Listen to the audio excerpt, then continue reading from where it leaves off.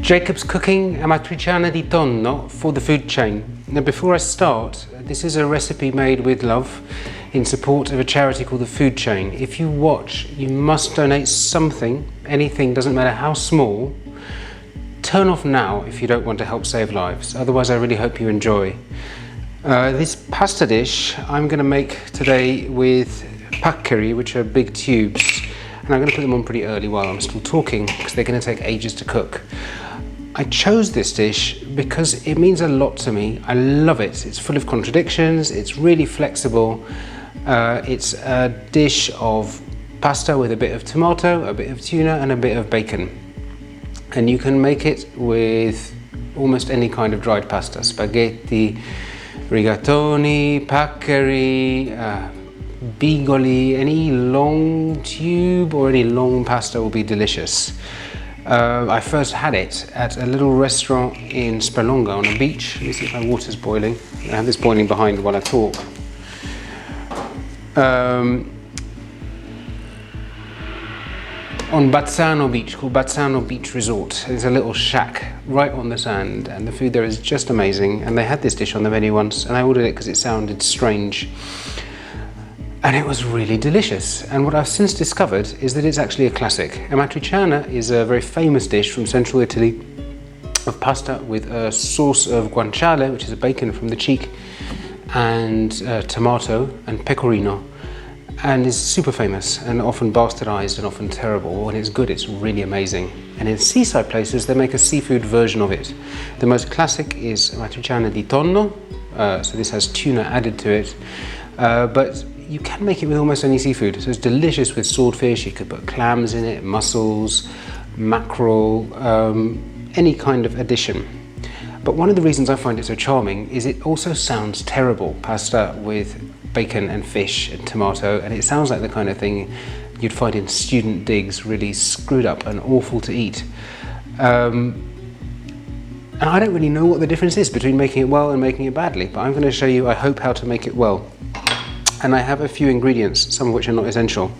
I'm going to turn my heat on and burn my fingers. I have here, I don't know if you can see, I have some guanciale. This is bacon made from the cheek. It's really good, really piggy. You could use pancetta, would be a good second best, or dry cured bacon. I have tuna. This is fresh tuna. You could use tinned. I have tomatoes. These are delicious ones. You could use any. And this is basil and is not necessary. You can add one herb to this dish if you like. I'm using basil. You could use rosemary, you could use oregano, either fresh or dried. In its purest form, you could have no herb at all and just use these ingredients. And I have a clove of garlic. It's actually half a large clove because my cloves were large, but I have a clove of garlic. The pan is dry because my bacon is really fatty, and I'm just going to put it in without any oil.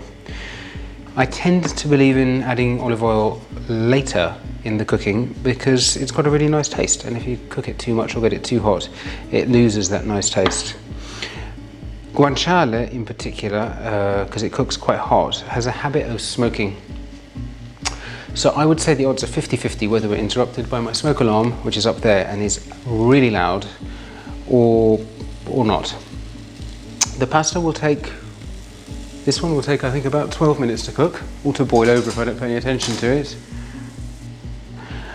The sauce could be ready in 6 minutes, or 8 or 10 or 12, it doesn't really matter. But as long as you're using a dried pasta, generally speaking, start the sauce at the same time as you put the pasta on to boil.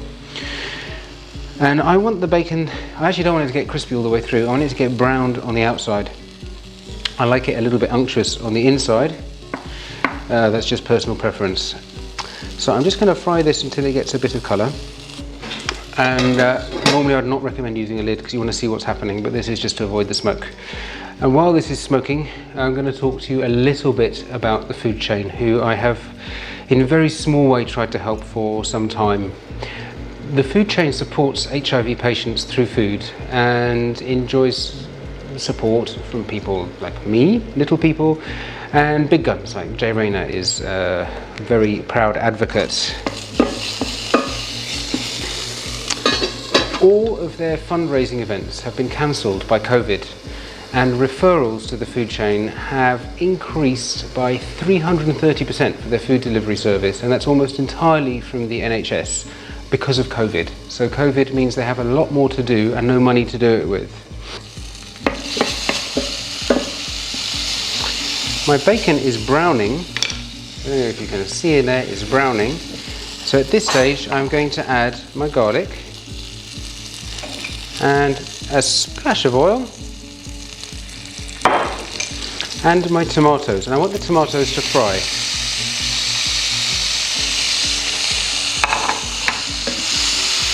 And I'm going to cover this again so we don't have a problem with the extract.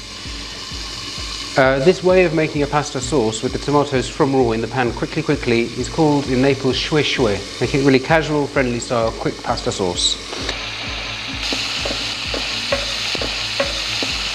And I think I can leave this uncovered now for safety's sake.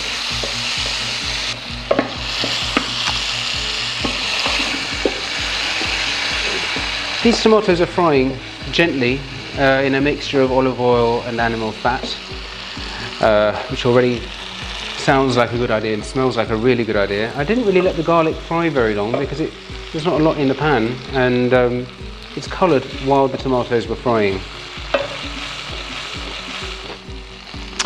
And I'm going to add a little bit of tomato sauce. This is a regular tomato sauce I made before. You could use passata of tomatoes, you could use a few crushed tomatoes, or you could just use more tomatoes at an earlier stage in the recipe. I happened to have it in the fridge and it helps bring the sauce together. And I'm just going to warm that through. The sauce hasn't got any tuna in it, but to all intents and purposes it's finished. I'm going to add a little bit of chili flake. I could have added that a touch earlier if I'd remembered, but it doesn't matter. Not a lot because they're quite strong. And I'm going to add a lot of pepper. I'm going to add a lot of pepper now, and I'm going to add a lot of pepper at the end, because for me the defining flavours in Amatriciana are the guanciale or bacon, the pepper and the pecorino, and they're brought together by a little bit of tomato. But the pepper is a really important taste and you can go wild with it.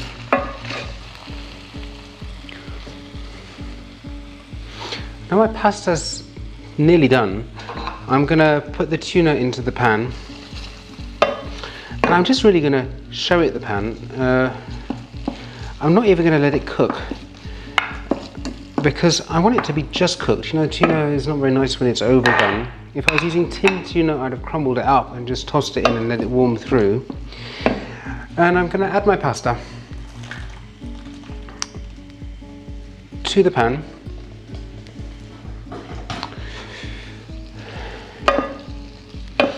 And stir it through.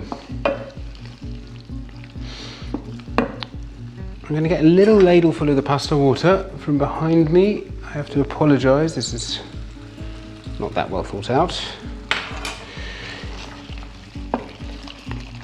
And give it a stir. There's not a lot of sauce. Always remember, you have pasta with sauce, not sauce with pasta. And at this stage, I'm just going to have a quick taste. I can still adjust the seasoning. In my instance, I think it's good.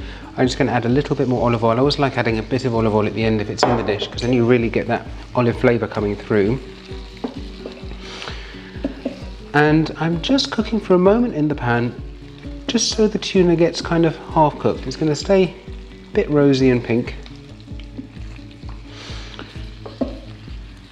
And that's pretty much done. I'm going to use basil in mine. You don't have to use basil in yours. If I was using rosemary, I would have added it a bit earlier. Fresh oregano could go in now if you wanted. Just one herb or none. And I'm going to turn off the heat.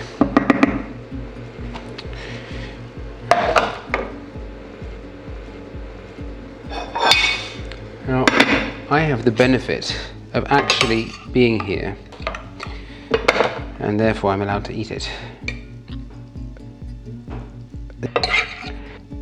This is a taste, a real taste of the Italian seaside.